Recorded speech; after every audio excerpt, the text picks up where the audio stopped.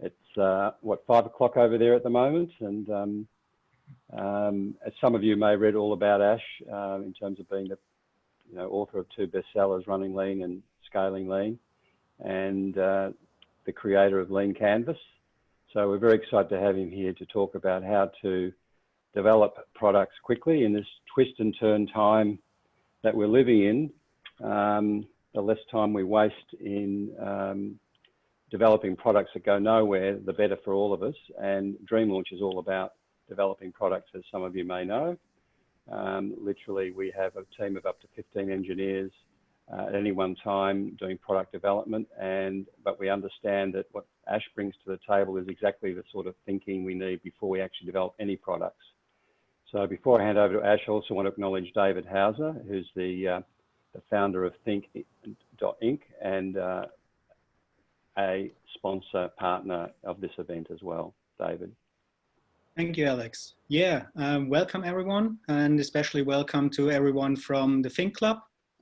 Those who do not know us, we are a fast-growing community for innovators and creative different thinkers from all over Asia Pacific. And it's a little bit early in some of our markets, 5 a.m. in the morning, but a warm welcome to everyone in Indonesia, the Philippines, Thailand, as well as Vietnam and Melbourne. I hope you get a lot out of this. We're very excited to team up with Dream Launch because we feel that they're all about the same values that we are. And we're looking forward to learn from Ash today how to run a lean business. If you don't mind, say hello in the chat, drop in where you're coming from, how you're going, and I hand back over to Alex and Ash. Well, over to you, Ash, to get started. Thank you, David. Let me go ahead and share my screen so we have that up. And so thanks everyone for joining early. I thought 7, 8 a.m. was early, but if we've got folks waking up at 5, that's amazing.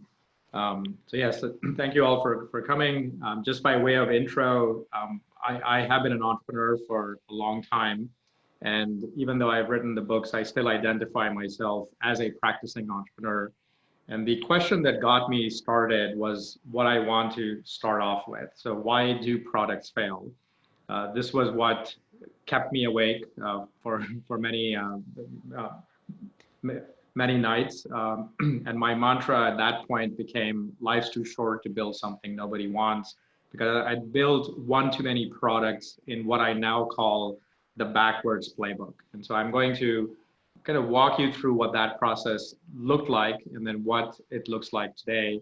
And I want to leave enough time for questions. So I will give you a cursory overview of the framework, some of the core principles, throw a case study in there so you see how all the pieces come together, and then really queue up as many questions as we have got time for. So if you already have some questions on your mind, feel free to start putting them in the chat window or the question area. And when I'm done here, we'll, as I said, address as many of those questions.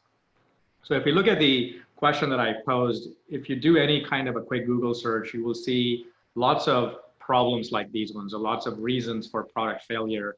But I warrant that a lot of these are really symptoms and not root causes. I can show you lots of teams, for instance, that have no funding and they went off to build some amazing, big, huge companies. And then those that raised lots of funding that just cratered just as quickly.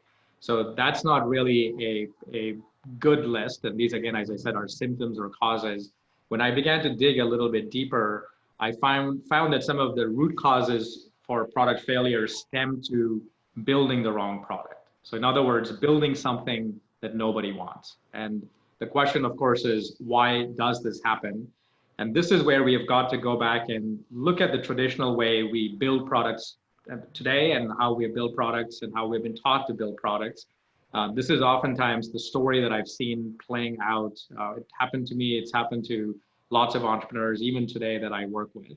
We get hit with an idea, that's the idea spark moment. This is where we break the piggy bank or the metaphorical piggy bank and start working on product. We start building and we're very optimistic. We look like this, we've got some money in the bank. Pretty soon we start looking like this, and then very soon we have a half-finished product. We're out of money, we're out of resources, we're building this on our own in our tinkering garage. and haven't seen much daylight. This is where we then have surfaced and we start showing our prototypes to others because we need help.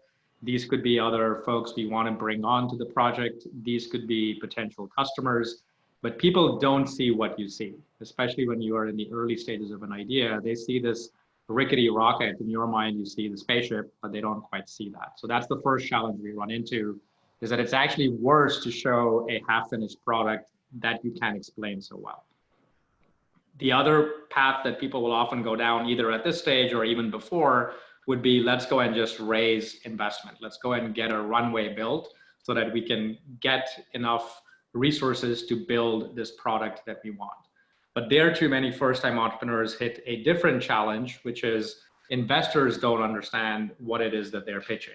We oftentimes pitch solutions and ideas and products, but what they want to see are market analysis and business plans and forecasts. And so we are speaking kind of over each other, and they have a big question mark in their head. Oftentimes we get either the outright rejection or sometimes the silent rejection, the polite rejection, which is, you know, you're too early, or what you're doing is very exciting, but come back when you have more, when you've got more to show, when your product is finished, when you've got customers, when you've got traction. So we're kind of pushed away because it's too early for some of these investors to really jump on board. And this is what I call the catch-22. So this is where many of the innovators, many of the entrepreneurs throw their hands up in the air because they want to build a product, they need the resources to do so, but they don't get them. And so what are they to do? And so this was the story that I found playing out over and over again. And it is a backwards approach. A build first and investor approach used to work at a time when product development was really the riskiest aspect of a business, and it was the hardest thing to get done. I'm not saying that it's easy by any means, but it's not often the riskiest thing. The challenge today is not so much can we build something, but rather should we build something, and also who the customers are and maybe what problems are we solving. So we'll kind of dissect that a little bit. And so this in many ways is not so much a lacking of skill set, but rather a different mindset that you have to build. And this is what I found over and over again, is that especially in the new world that we are living today, the risks have changed. We came from a world where product was the hardest thing to get out. If you were able to build product, you had IP, you had assets, investors were very attracted to that. Today, there are so many products out there with open source and cloud computing and the internet and all the technologies that I know you're leveraging in some way. It has become easier, cheaper to build products. And so now we have an explosion of products. And the bigger question is, should we build these things? So I kind of contrast these two stories, and I call the entrepreneur on the left more the artist, and it's a label for the maker, the innovator, the entrepreneur, and we all start out this way. And then the entrepreneur on the right-hand side is more this mindset shift of starting somewhere else. We still need to be good at building products, but we start somewhere else. So I want to introduce these three mindsets. We usually work with 10 mindsets, but I thought for the talk today, we'll focus on these three because they are the most critical foundations. So starting with problems before solutions, and then thinking of business models and having a way to measure those business models. So let's walk through these, and then with the example that I'll share, we'll try to piece this together and then again, open up for questions. So the first mindset, a lot of people nod their heads when they see this because it seems rather obvious, but what is obvious for common sense is oftentimes the rarest thing to find in practice. And the reason for this is what I call the innovator's bias, or the hammer problem, is that even though I tell you, don't think about your solution, think about problems to solve, rather than asking the question, what problems can I solve in this world? What problems can I solve for my customers? We ask the hammer question, which is, I want to build a hammer. What problem can I solve with this hammer? And so that's the innovator's bias in a nutshell. And so I'm going to share with you a little insight or a little premise, which sounds very simple, but it has powerful ramifications. And the idea is that when we go looking for problems, a lot of us look for new problems to solve. But some of the problems worth solving are already pre-existing, and they come from old solutions. And the shift here, the mindset shift here, is asking a different question. Rather than asking the question, what problem can I solve with this thing I want to build? We should be asking what's broken. What's broken today? What are people using today that is so broken that if we could build something better, they would instantly switch. Or maybe not instantly, but our early adopters would switch and then others would follow. That's the key question to be asking. And this is a gift because those existing alternatives are already out there. So if you give yourself permission to go and study them, you can find great spaces for innovation. And oftentimes these problems arise from triggering events. Today we are living in a time with a global triggering event, the pandemic, which isn't just affecting one region, but it's affecting everyone around the globe. And that triggering event has broken a lot of existing solutions. The fact that we're even doing a talk virtually is a testament to that, is that the old solution, the old alternative might have been just getting together in a conference room somewhere and have some breakfast with friends and networking while you're doing this. And today we're doing this all virtually, right? So that's a simple example of what breaks.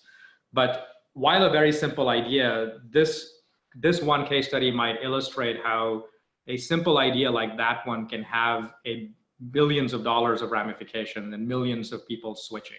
So think back to the timeline here. I know a lot of you probably listen to music. A lot of you have listened to music while you were growing up, and you may have a different entry point than I do. Some of you may be earlier than the cassette tape, some of you later than the cassette tape, but place yourself somewhere on this timeline and ask yourself, why aren't you using that same solution? So I grew up, I'll date myself, with the cassettes. And everything was great. If you had asked me what's broken with the cassette, I would tell you nothing because I had no reason to switch until these shiny objects came out. And eventually it became readily apparent that they were much, much faster at song selection. I could push a button and get instant access to the song I wanted. With my cassette tapes, if I were at a party and I wanted to play a particular track or music, I would have to rewind and forward, and that finding that on an analog device was not as easy to do. That is one of those switching value propositions that causes us to realize that the cassette tape, while a good solution, your Sony Walkman still is not instant access. CDs are superior, and then people massively switch. People were in CDs for a while until we digitized music, and then all of a sudden, the scratching CDs and buying CDs, 18 songs when you only need one song, all became problems. They were all there. They all existed right from when the CDs were invented, but they became problems one day when somebody came on stage, like a Steve Jobs or Napster came on stage and showed us how we can download music for free. And then Steve Jobs came and made it legal, and then we went that way. And then eventually we had streaming services where somebody came along, Spotify in the beginning, Pandora, and told us that 1,000 songs in our pocket was not enough. We needed 40 million songs in the cloud, and we shouldn't own any songs, we should just rent them, right? So you can place yourself on this timeline, but the message here is that each of these switches was not caused because we were chasing some new shiny object, but rather the pet peeve of the old solution got exaggerated when something new came along. So this kind of illustrates a number of points. One of it is this notion of thinking in terms of jobs. Jobs are solution agnostic. We always have certain jobs that we want done, and there's always going to be an old solution. So kind of distilling this down is that for all of you who are building products, think a bit bigger in terms of context.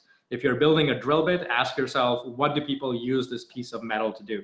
Is it to drill a hole? Not really, because nobody cares about a hole. Is it to hang a painting? Yeah, that could be it. Or, so let's chase the bigger outcome. And then how are people getting this job done today? And then where is their opportunity for a switch, right? So there's always going to be an old solution. And this is a premise or a assertion that I will put out there.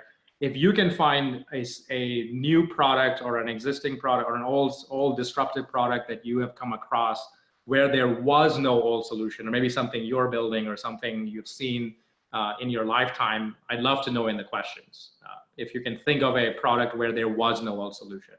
And this is where we'll try to break that down, because I haven't found one, but if you can find one, we'd love to have a discussion. Oftentimes when a startup comes to me and says we have no competition, it's because they're not thinking broad enough. They might be thinking only in terms of solution. Yes, you're the only one using machine learning or artificial intelligence for a dating app, but it doesn't mean that people were in dating for centuries before your invention came along, right? So the job, when you think in terms of jobs, there's always old solutions. Old solutions have problems. There is no such thing. We haven't yet invented a perfect solution. So I don't care what the solution is, your favorite product, it's going to have certain issues.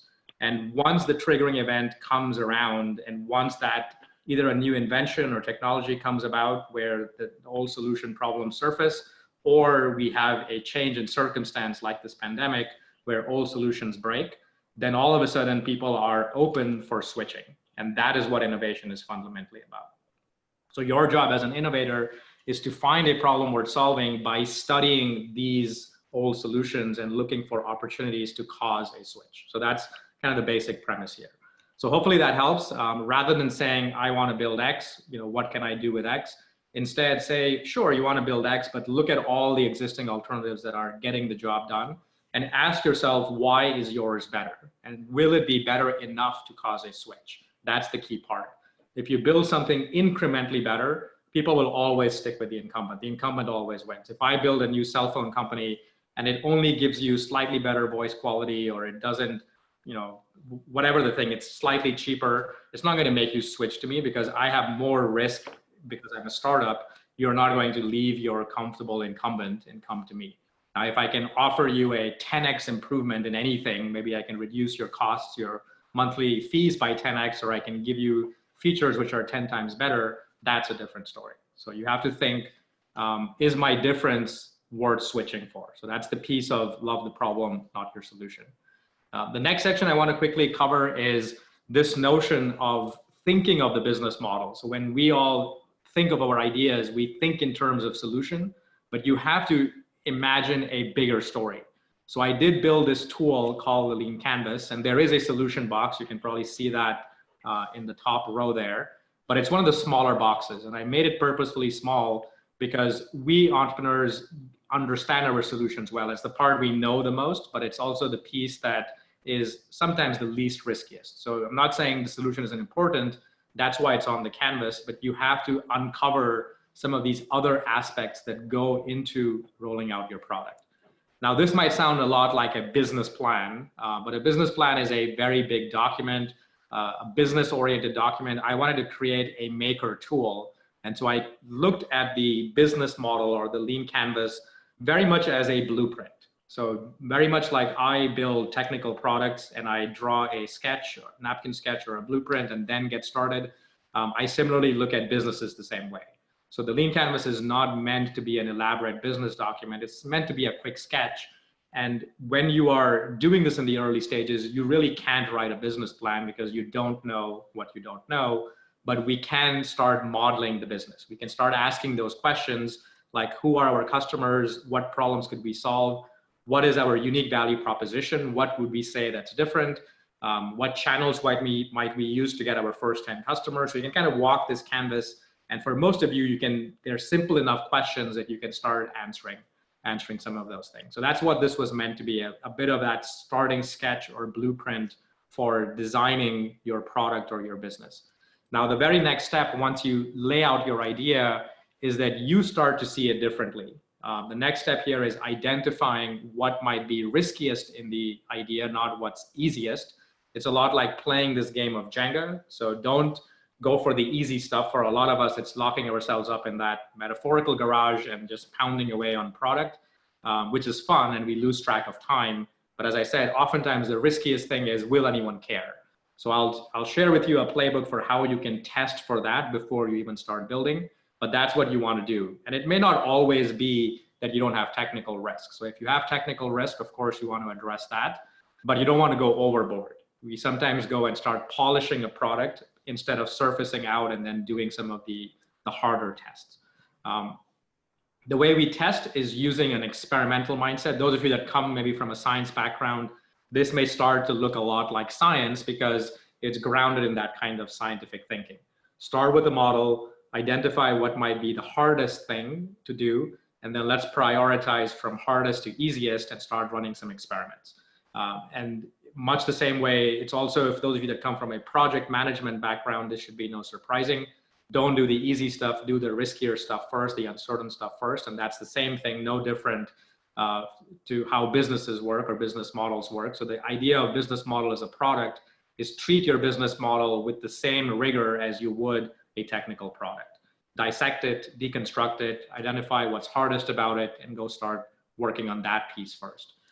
In the lean startup world, which is a methodology framework that got popularized almost 10 years ago now, there is this build, measure, learn loop, which is an experiment loop. But that's what we want to start doing, is running some quick, fast experiments. Don't spend 6 months, 9 months building something. Can we do faster iterations around this model prioritized test cycle? So start with some ideas, identify what's riskiest, run some quick experiments, and then use that feedback loop to then course correct and get on the right track. A lot of the ideas that we see succeeding go through a lot of iterations, go through a lot of course corrections. There are very few ideas that look the same way even 3 months later than when they start, when you start doing this kind of rigorous testing. And all that is very healthy. So that is this notion of search versus execution. We don't really know what could work, but if you are open to searching, you can search for something worth doing and then spend quite a bit of time following through and executing on that. So last mindset, and then we can open up to some questions. So last mindset is thinking of how do we really measure what's working. This is where over the years, we have looked at different metrics of success. In the old world, we would use a lot of output metrics like build velocity. Are we building things on time and on budget? Those of you that build hardware, batch size and how much runway you might have and how many units you can create and quality. And those are all output metrics. But output metrics only work if you're building what customers want. If you build something on time and on budget that nobody wants, guess what? You just proved that nobody wants anything on time and on budget, but that doesn't help you. You're still out of a business. When the lean startup hit the scene, we would talk about learning as being that measure of progress. But I put that on the borderline because we're not doing research here. Learning only gets you so far. If you can turn the learning, the insights into some actionable things that customers do, then that's not any good either. So we have to learn about our customers, but you have to eventually make sales. So when I talk to teams, I love to see them running experiments. I love to see them learning. But the bigger question is, do you have any traction? That is ultimately what matters. That's when we start to see interest-based inflection points. That's when we start to see the business model starting to work. You might launch a product, you start to get people interested, people inquiring, people buying. Those types of things are what we call traction. Now, you might say, well, I have to build a product before you get traction, and that's not necessarily the case. So when I walk through the case study, we'll talk about some ways to test all of this before you get to the actual building phase. Now, oftentimes when also people think of traction, they will measure traction in terms of revenue and profit, but those aren't even the right metrics because that requires you to have built something first. We can actually measure customer behavior before we build anything. So think back to, again, how we have traditionally built and sold products. This again is where in the old world, we would build something first. We would make it as polished as we could. We would then go and demo it to customers and that would lead to sales. That oftentimes takes 6 to 9 months, just on average to build something and then demo and sell. The new world playbook is actually saying, let's not even build anything. Let's go and just demo what we could potentially build and sell that. If nobody buys the demo, why build the product? And you can make your demos as flashy as you want. Of course, you have to live within the realm of what's feasible. So if you go and promise a rocket ship that goes to Mars and you can build that, well, then you'll be in trouble. But if you can promise a rocket ship that goes to Mars like Elon Musk has and Jeff Bezos and Richard Branson, and they know that one day they can build it, they can even sell tickets, right? So they have promised that. They've actually sold tickets to the first flight that will be commercially sold, and then they go off and build it. And that can sometimes even take them years to fulfill, but there is a market for something like that.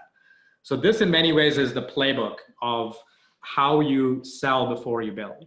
So it starts off, step number 1, really spending some time in the space that you're working in, trying to understand existing alternatives. What are people trying to do? What are they currently using? And why is that potentially broken? If you have a new invention or a new technology or something you want to bring to market, ask that switching question, which is what axis of the value proposition will this help the customer be better at? Because that's how we define what better means. Define that solution, don't build it, build an offer. An offer is essentially a value proposition, which is a promise. It's a demo, and then it's a price. and then go outside and talk to 10 people and say, you're currently using X. I think you can do better with what I'm building, Y, and demo them what you're doing. And if you can turn that into a commitment of some sort, and it's not a verbal commitment like a pat on the back, you know, great job, come back when you have built something, but rather a more actionable, a more clear call to action, like a pre-order, a interest-based kind of commitment, maybe going through a sales process, going through a letter of intent, formal process. All those are better indicators of interest than just someone verbally saying that they like your product. So you want to avoid those kinds of weak validations. And that's where you know whether you have something or not. So before I build anything, before I even wrote my first book, I went and got pre-orders for the book just using a table of contents. Before we built a lot of the tools, like even Lean Canvas, I went and got people to buy workshops and come and learn about the Lean Canvas. If you don't want to learn about the Lean Canvas, why should I build a product that helps you do Lean Canvases, right? So there were all of these types of things that I have used in my own products, and what we teach others to do is sell before you build. Any of you that have ever done a crowdfunding campaign or participated in a crowdfunding campaign, this should be readily apparent. We don't buy the product that is finished. We buy the promise of the product, and we use the demo to convince ourselves that maybe this team can pull it off. And then we give them some money. And you sometimes don't even give money. If you ever bought a new product launch, if you bought the first iPhone or the first iPad, you believed Steve Jobs that he could pull it off, that Apple could actually build this product, and you went and pre-ordered the product. And that's the same playbook here. And whether you're doing a B2C product or a B2B product with a lot of zeros at the end, it's no different. You can essentially go and apply this kind of thinking. So we'll go into a large scale product. I know many of you are, come from the maker mindset and are building physical products. And the question I often get is, all this stuff makes sense when you're doing something digital. You can put landing pages, you can drive a lot of traffic and do simple experiments. But when I'm building hardware, if I'm doing something that's physical, this stuff is just a lot slower, it's a lot harder. But I would argue that this playbook, the phase here to problem solution fit, is no different. In actually the first 3 steps, there is no product building that is required. It is selling before you build. And a good massive example of this is if we go to Mr. Elon Musk and look at how he launched his first car, it was very much of that kind of a playbook. So first of all, I will say that hardware is going to be slower, and you don't have to get hung up on speed compared to a digital product. You need to just be faster than your closest competitors. So if you look at Tesla, they went from concept to car launch in 2.5 years. No other car company in the history of cars has ever launched a car that quickly. And when I say to car launch, this is a car in someone's garage where they are driving it as a road safe, not a prototype, but an actual car that you can sell that's safe to drive on the road. They went from idea to car in your garage in 2.5 years. Again, how did they do this? They took some shortcuts, but that's what you can potentially do with your products. So we can maybe, I'll see if I can get my chat window up here, and we'll kind of pose this question here. So if you were if you were Elon Musk, and some of you might know the story and know the answer here, but if you applied some of the thinking that I shared with you, the question we should be asking is, yes, we want to build an electric car. We want it to be affordable, all those types of things. But can we wait 10 years before we do it? The answer is no, because there isn't that much runway for a startup. But how could we test this? What is the riskiest assumption? What are some of the things we could test on day 1 before even building anything? And so I'll look to the comments to see if any of you have some thoughts and ideas. What would you say are the riskiest assumptions if you were launching an electric car like Elon Musk did back in 2006?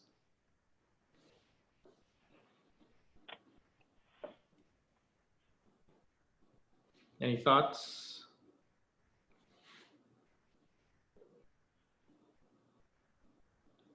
Yeah, so David's saying, will anyone want to buy it? Will people buy it? Absolutely. So governmental support, price of electricity, are we ready to do it? Safety. So again, some of those pieces are par for the course. Like safety, yes, we need to have that battery capability. So all those aspects that you're putting in there are important. But the way I like to hone in on the riskiest assumption is what I described early on is, let's go and make a sale. Let's figure out how we get 1 customer. Forget about 100 or 1,000, because when we worry about 1,000 customers or 1 million customers, we start getting obsessed with scaling risks, like charging infrastructure or government regulations and all these things. And those are things you have to solve. But the way that you focus in on the right risks at the right time is, let's first work on the value proposition. If you went, and even the market, like, so the market, all we have to ask ourselves is, are people buying cars? And the answer is yes. And if we have an electric car, we want to cause a switch. So think again, switch mindset. Cars exist. Elon Musk is not inventing a car. He's inventing an electric car for people to use. And why is that important? Will people buy this? So could he go test that? He can use some analogs. He found back then that people were buying hybrid vehicles, partly because they cared about the environment, partly because they cared about rising petrol and gas prices. So those were reasons why people were buying hybrids, and those were successful products. So at least he can take a leap of faith and say, if we build an electric car, people might buy it. But look at how a potential sale would have gone. If I say I'm going to build an all-electric car, you might say, well, what's different from a hybrid? I'll tell you, well, there's no petrol at all. There's no fluids. And so there are inherent benefits. It's completely green, zero emissions. And if you care about the environment, you might be one of those early adopters and say, sure, I'll buy this. Well, the next question in your mind could be price. And I'll tell you, it's going to be affordable. It's going to be $35,000 starting price. And you would say, that's good. That's great. You would then ask me, how far could it potentially go? Because, you know, batteries require charging time. How far would it go? And therein we'd have our problem, because the technology back then, the battery technology, was very heavy. And even if you charge it up and put it in a car, you could only go 50 kilometers maybe on one charge. And for most people, their commute's longer than that. You might say, well, that's a bummer, but maybe I can charge it up while I'm at work. How long would that take? Well, it's 8 to 12 hours. So you're stuck working, and you're basically stranded at work for 12 hours before you can get back. And you know, you might be running some errands and you could be stranded on the street. This was actually there was a word for this. It was called range anxiety. So time after time, if you went and tried to even sell the concept of an electric car, given the current technology and how you might put that together, you would quickly hit the problem, which is the riskiest assumption, which is people have this range anxiety. You have to overcome that. And so that's what Elon Musk did, which is he quickly realized that he wasn't really building a car, he was building a battery. And this allowed him to go very, very quickly, because he said what we need to solve is the range problem. If we can build a battery that can go 200 kilometers or 300 kilometers on one charge, that's 200 miles, about 300 kilometers, we can put this in a car, and we don't even have to build a car. We can license people's cars. There are lots of cars out there, and we can get our minimum viable product out there. And this is what he pitched. He went and pitched this to a bunch of people, saying, I will give you, and batteries, and sorry, electric cars don't have to be slow like these Toyota Priuses. We can build a sports car because there's so much torque, there's no gears. This thing is going to go instantly like a souped up golf cart. So we can build a really fast car. And that's the promise that he made. Before they built anything, he went and got a picture. He had got this strategy in place, but he went and started pitching this idea to people and could test for desirability. And he said, if you want this product, this nice looking sports car, put down a down payment, $50,000, you know, to get your name on the list. And for some of the early customers, they even got full payment, which is about $150,000 wired to them before they built anything. When you asked them how long it would take, they would say, well, 2 years, like Elon Musk says, everything is 2 years or 3 years away. But it really took them a bit longer because, you know, they don't really know, but the early adopters were willing to wait for that. So this is how they tested their original concept. Those of you that know the story, this is not a car they built. It's a car they licensed from Lotus, and they put the battery in there. But the interesting next question is, why pick the opposite of their vision? So they could have put this car battery in a cheaper vehicle. They could have put this in a Ford Mustang, or they could have put this in a Kia or something like that and really hit their $30,000 price point. But why go to the opposite spectrum? They went to a really expensive car. This was $150,000 and up, and it was, you had to have a lot of disposable income to buy this. And this, to understand this, you have to really understand the whole notion of permission to scale. Elon Musk had put together this go-to-market strategy where he wanted to end up with an all-affordable electric car. But if he had promised the world that and done that day one, Tesla would have been out of business, because they would have had a lot of mainstream customers, not early adopters, but mainstream customers come and want to buy this car potentially. And then they would have production issues, they may have quality issues, they would be Elon Musk already gets no sleep. He would have gotten no sleep at all, and the company would have probably folded. So he devised this plan where he used price as an anchor. So he built a very premium, high-priced product that allowed them to build a very low-volume car. So in the history of Tesla, they only built 500 of these cars and were able to prove out their minimum viable product. Their riskiest assumption here was, can we build a battery, not a car? They were able to prove that out with their first batch of these cars, these vehicles. They then moved to their stage 2, where they started to design their own cars. They hired automotive engineers. At this point, they're only hiring scientists, people who work on batteries, no factory workers, no automotive engineers. At this stage, they started to design their car, build that out. Even here, they took some very interesting design choices. They built the car with a over-the-wire update, software and hardware kind of combination. So where nothing in the car, there's a lot of hardware, but you can program it over the wire. And so they ship these cars with a lot of missing features like no movable seats. But 2-3 months later, you could download an update and all of a sudden your seats could move. So this was a way where they could reconfigure the car and they made the car self-driving. All these were done gradually over time by thinking rather innovatively. So not thinking of just hardware, but trying to figure out a faster way to continuously delight their customers. So David's asking a question, which I'll kind of point to, the whole don't tell anyone.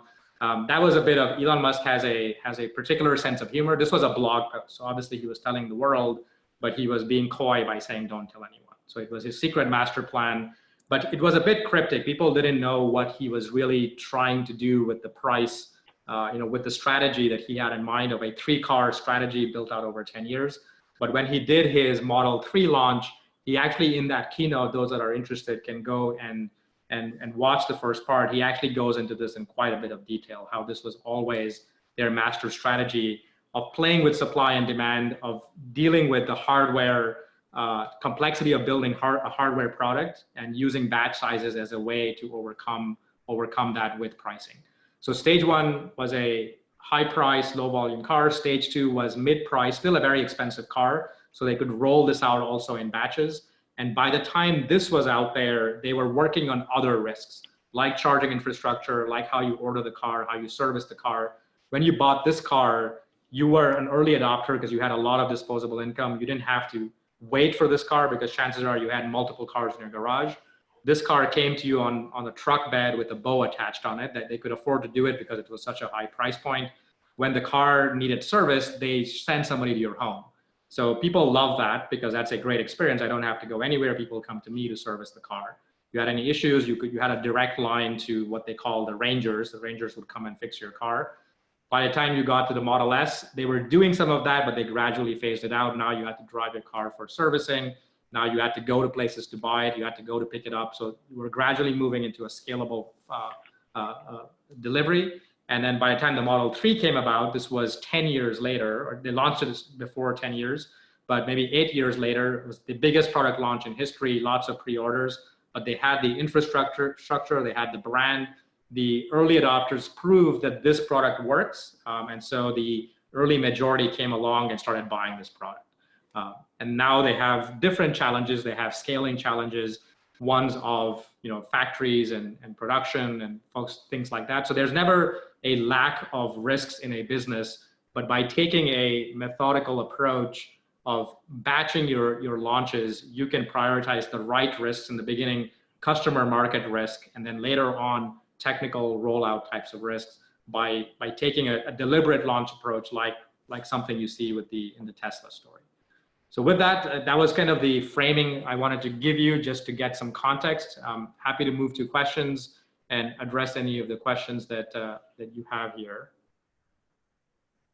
So I'm going to just turn off my slides. We can always go back to slides, but I'll kind of get back into video mode. And if either, I don't know if Alex or maybe Hamid Ash, there is a question from John Allen. John, you can unmute yourself if you will and ask it. It's a very long question to read out, but you did have you just posted it.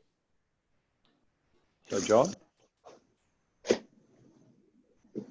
Oh, he said his microphone's not functioning. Okay. So basically, he said, let's say we've created a demo and shown it to potential users who love it and want to use it. what's the calculus for converting those people to paying customers while the product is being developed? How do we keep them apprised and close deals as the product is being built out? Or is the signal that they want the product enough? Yes. So this is where I'll give you a two-part answer. So the first part is that you do need to figure out what is the minimum number of commitments and what would those commitments entail. So I start by asking the constraining question, which is how long would it take to build a minimum viable product?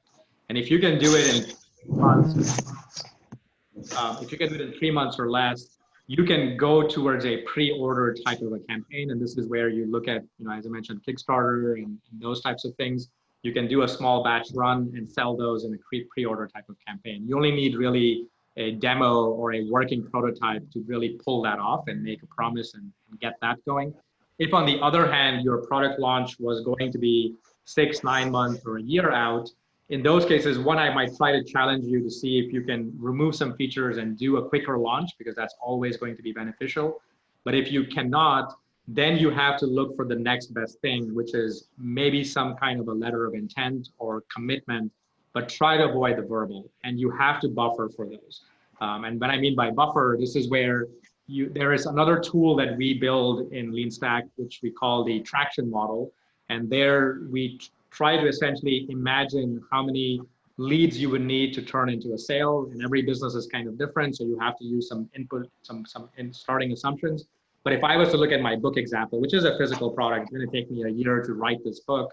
When I was pitching it to my potential readers, I showed them a table of contents, and in their case, I got a small deposit, which was the price of the book. But Elon Musk, when he does it, he's not going to ask for the full price of the car, but you leave $1,000 deposit, which is refundable, by the way.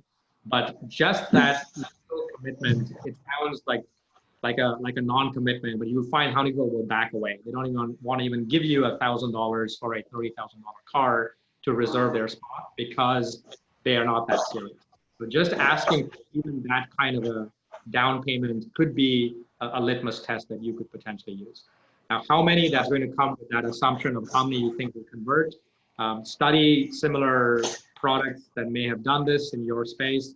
And even if you were to guess, just start guessing in the beginning and start measuring, and pretty soon you will get pretty good at this kind of estimation. So just to give you a little bit of my story, when I wrote the first book, I didn't know what I was doing. I'm never in a book before, so all my assumptions were just guesses. And I asked some of my other author friends just what they found, and some of them measured things, some of them didn't. But I was going off very, very gray metrics. But because I measured everything, when I wrote my second book, I knew exactly what to expect. And I could actually tell you how I was doing in terms of sales and what I would get in launches, and because I had done this kind of analysis. Yeah, we have another question here from Brendan Ash. He's wondering about how you go about determining which assumption is the riskiest. Yes, so that's a great question. And usually the first thing to do there is surround yourself with some folks who have been there, done that. These could be what we generally might call advisors or coaches, but they can sometimes help in identifying or at least telling you what they think is risky in your idea. So one of the things that I often like to do, I even as the person who is showing you this framework can't always see the risks. So when I come up with a new concept, I have a trusted group of advisors that I go and I share my concepts with them, and they just poke holes and they tell me what might be the riskiest assumptions. And I use their gut instincts and their insights to at least go and think about it. I'm not going to blindly follow it just because they say this could be riskiest. So that's one way to get some idea for what might be risky in your business. But what I find to be even more telling is start going into the demo sell build mode. So start, like I gave with the Elon Musk example, start focusing on how do you get the first 10 people interested in your idea. What would you say to them? What would they be using? How would you tell them that your product is better? And go and do that. And you don't need to build anything, just go and do that. And if people have a lukewarm response or they don't get it, like I showed in that picture where they're scratching their heads, then you still have a problem. So if you can make a promise that gets people's attention, if they can see a demo and get excited, if they can understand how you might charge for this product and still get excited, then you may not really have anything. So to me, the way you find the riskiest assumption is think of traction. Start getting people interested, even at small scale. You know, we're talking 10 people. If you can get 10 people interested, how could you get 1,000 people interested? Now, if you get 10 people interested, start leveling up. If you need to get thousands of people, start going in a 10x staircase. So try to go from 10 to 100, maybe build a landing page or drive some traffic or do a small Kickstarter campaign and try to level up the amount of interest that you're getting. But that to me will reveal very quickly what are the right risks that you should be focusing in on very, very quickly. Yeah, I have a question, Ash. What do you think of, given, you know, post-pandemic or ongoing pandemic, the rise of customer advisory groups and also crowdfunding as a way to test customer interest? Absolutely. So if you have existing customers, they're a gift. The thing you also need to realize is that not all your existing customer base are going to be early adopters. When I work with bigger companies, I usually tell them that your big tier 1 customers are not the ones who want the MVP. They're not going to take the big risk with a new product or new feature launch. So figure out your tier 2, tier 3 customers. So I sometimes share a different example with restaurants. Here in Austin, we find a lot of food trucks. Many food trucks, restaurateurs started as food trucks and now they've got fancy restaurants. Some of them are high-end chefs. But what's interesting is they keep the food trucks around, and they keep them around because that's their customer advisory board. They can cook up some new things and put them in a food truck. And if it fails and bombs, the foodies just go, this was not any good, chef, you know, go try again, and no harm done. But if it bombs in their brick and mortar restaurant, their reputation's at stake, they get written up, they get a bad review, all those types of things. So this is a safer way for them to innovate. So just thinking along those lines is that certainly if you have existing customers, segmenting them and creating a customer advisory board and sharing your concepts with them is a fast way. Many of you who don't have any customers, you just have to go and you have to start somewhere. So you have to start building people who might be using existing products, and you're trying to learn from them in the beginning and then pitch to them and turn some of those into your basically your early adopters. And crowdfunding, what do you think? Do you think that's going to become more and more prominent and relevant? Yeah, so crowdfunding, yeah, so that's already a pretty viable platform. We actually have the reverse problem, which is it can sometimes be too crowded. So back in the day, if you went to Kickstarter or Indiegogo or any of those sites, there would only be a few projects. Today, standing out becomes a bigger challenge. And so I find that even doing a Kickstarter launch is almost like doing a big product launch. It's like doing an Elon Musk, you know, big event type of a thing. And the way that you prepare for that is by going and first doing things, I find, without even crowdfunding. Just go and manually pick up the phone and pitch your idea to 10 people. And if they're willing to give you money, now you've understood what's in the offer that you could go and record up and polish up and put on Kickstarter. And if you can get those 10 people that said they would buy to be the first backers on Kickstarter and support you and help promote you, that's a way of hacking a launch campaign or doing a Kickstarter that could potentially be more successful than just launching and waiting to see what happens. So as with any platform, and this goes with whether it's crowdfunding or it's using paid ads or using LinkedIn or Facebook or Zynga, all these different tactics come along, is that there's always a first mover advantage in those platforms. People who start using this new tactic have a untapped space, but it starts to get crowded very quickly because lots of people come and do the same thing. And so you have to go back to fundamentals and have to go back to basics and maybe find a different platform or a different campaign to do the big launch, but the basics don't really change. It's like, can we build something that people want? And these platforms help in scaling that once you're. I know some people who are very worried when they put stuff on crowd-funded platforms that their idea will be pinched by someone else. Yeah, so this again is where there are two things there. One of them is go and pitch to customers, right? And customers care about what you can do, not so much how you do it. Like it's the sausage analogy. Those of you that might be non-veg in the audience, you may enjoy eating sausage, but once you know how the sausage is made, you don't really want it. So if I am looking at Elon Musk, a lot of people who buy a Tesla, but they don't want to know how it works. If Elon Musk said, let me teach you the science behind the battery and we'll start doing chemistry with you, you will lose a lot of people, right? So this is where when you're pitching, if you focus on customers, even the innovators out there who want to copy Elon Musk cannot do it because the secret sauce is hidden behind closed doors. So don't pitch the secret sauce, pitch the value proposition. Right. So if you want to build, if you really want to take on Tesla, you have to build, in the early days, you have to build a better battery. And that's where the game is won or lost. And for a lot of people, they didn't even think that was a viable market. So he went and built a market and built this technology, which was patented for a while till they opened it up, different story. That's how I would look at it. So don't pitch the secret sauce, pitch the value proposition, and then embrace obscurity. For those of you that are still concerned about doing a public launch, start by making those behind the closed door sales. Go and sell 100 of these first to your best customers. And then when you've got some of that early traction, when you're ready to really scale the marketing, then do the public launches. And that's another tactic that we use quite a bit, especially with bigger companies who don't want to put their brand or reputation also on the line. Ash, I just want to ask one question. You touched it early on in your discussion, but that's something that I'm hearing a lot from lots of different people when they're having their ideas or trying to test it. As they do a bit of search, maybe not a very good one, but they come back and say, oh, that's a great idea. I couldn't find anywhere else something like this. And they think it as a positive things, but I'm thinking maybe it's not always positive that you can't find anything. Yeah, so if you can't find anything, it's usually, as you said, you're not looking hard enough, or you're not even looking in the right places. So I can tell you I come from a software background, and I've coached a lot of software teams, and more software projects that I've coached get killed by email or a spreadsheet than by another startup. And so I might be building collaboration software. And yes, I'm using AI and virtual reality, and I'm in love with the idea because no one is doing that. But when I go and talk to big companies, how are they collaborating? They're using email or Dropbox or Slack.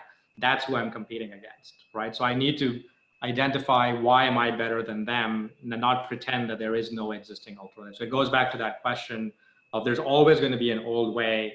And if the team cannot identify what is that old way, they need to do some more research.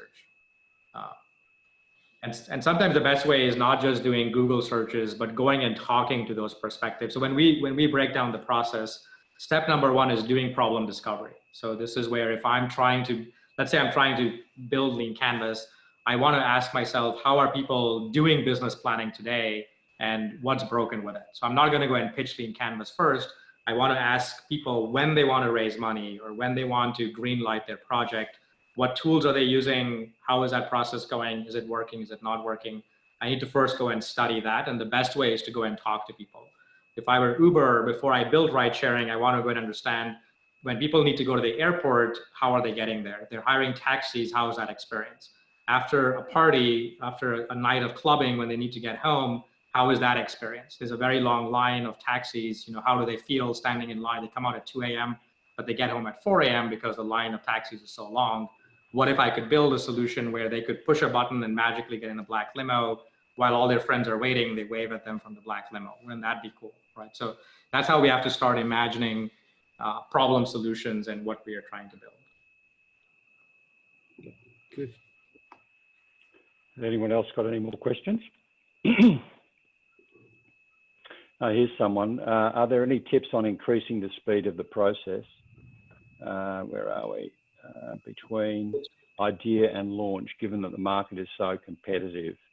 And yeah, sure. So I'll kind of just jump into that whole last part, which is because the market is so competitive, speed of learning is that new unfair advantage. So this is where, even looking at the Tesla story, think about what is speed to product launch, and you always have to try to outperform your competition, your immediate competition, and don't be obsessed with going at Facebook speed. If you're building a physical product, just figure out how people are doing. And if you can even cut a cycle time of 9 months to 6 months, that's the start, or 6 months to 3 months, that's the start.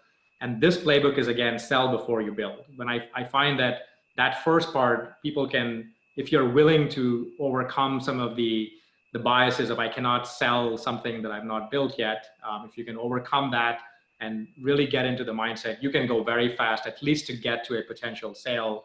You still have to be careful to then limit the batch size. And sometimes even with physical products, we find people don't go, like, for example, to partners in Asia to build something at scale. They might build it in-house and it's not at a profit, it's actually at a loss, but they're doing a small batch of 100 run, for instance, because it's faster. I have a friend in Switzerland who built a helicopter simulator, and they started by building it in Switzerland, which you can imagine is where the most expensive labor is at. But it was about speed of implementation, not so much cost effectiveness. And while they did that, they were de-risking the idea, but then looking for partners and picking the right partner to then find someone who could do this more scalably later on. So those are some tactics, especially when you're dealing with physical products, of embracing smaller batches, first selling before you build, defining the product as well as you can, maybe pre-orders, doing smaller batches, and then gradually kind of leveling that up. And then maybe using, like, be inspired by Elon Musk. Maybe there's a aspect where you can build software and hardware. The bridges are the bridges kind of blurring there, where you can potentially do what they did and sell something, but then use software as subscription. Think of the what's that mirror workout solution, right? So there's a mirror where you can do workout routines, and it's a subscription model, but it's a hardware product, right? It's kind of this blurring of boundaries, blurring of worlds. It looks like we have no more questions.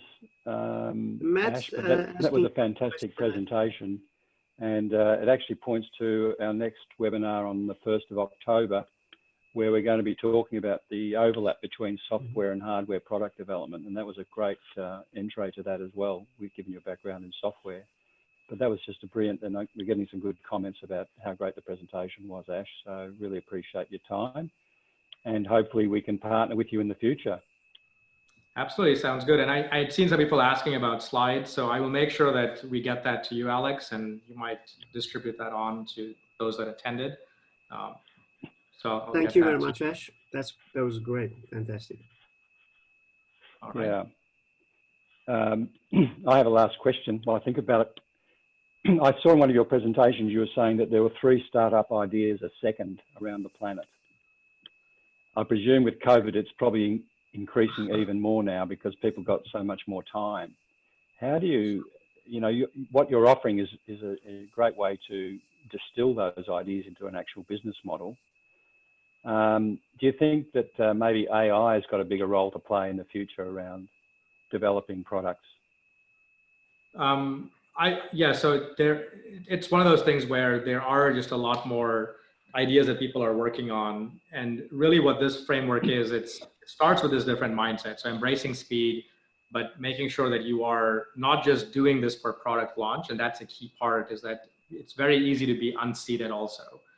We find that unfair advantages take time to build. So even Tesla, as fast as they are, they have declared war on every car company, and every car company is building an electric car now. So come 5-10 years, there'll be lots of competition for even Tesla. So they have to be always finding what's the next thing that they could do. And that's no different. So this whole idea of continuous innovation at scale is essentially outlearning your competition, not just once to launch, but continuously over and over again. And the best way is embracing your customers and building a partnership with them, and putting yourself in the mind of, again, not falling in love with the solution, but their problems. That's kind of the simplest way that I'll describe it at a high level. But if you can do that and even stay one step ahead of the immediate competition, you stand to see your business models thrive and grow. And then switching costs really do come in. So if you look at a company like a Facebook, even though a lot of the things that they are doing now are rather obvious, lots of people may say, oh yeah, what was surprising in the beginning could be easily copied. You can't easily copy it because of the network effects and the marketing effects and things that will eventually come and create that barrier. So yeah, so I guess I know we are at time. So with that, I'll thank everyone for joining. We'll make sure we get you the slides. If you are inclined to dig a little bit deeper, there was a link at the end, leanstack.com. We've got some blog posts and some other materials, some tools, the traction modeling tool for sizing. So if you're interested, feel free to go check those out. Fantastic, Ash. Thanks again. Thank you so much. Thank you. Thank you, everyone. Brilliant. Thank Thanks you. for everyone for Ash. attending. And we'll keep you in touch on the next webinar on the 1st of October.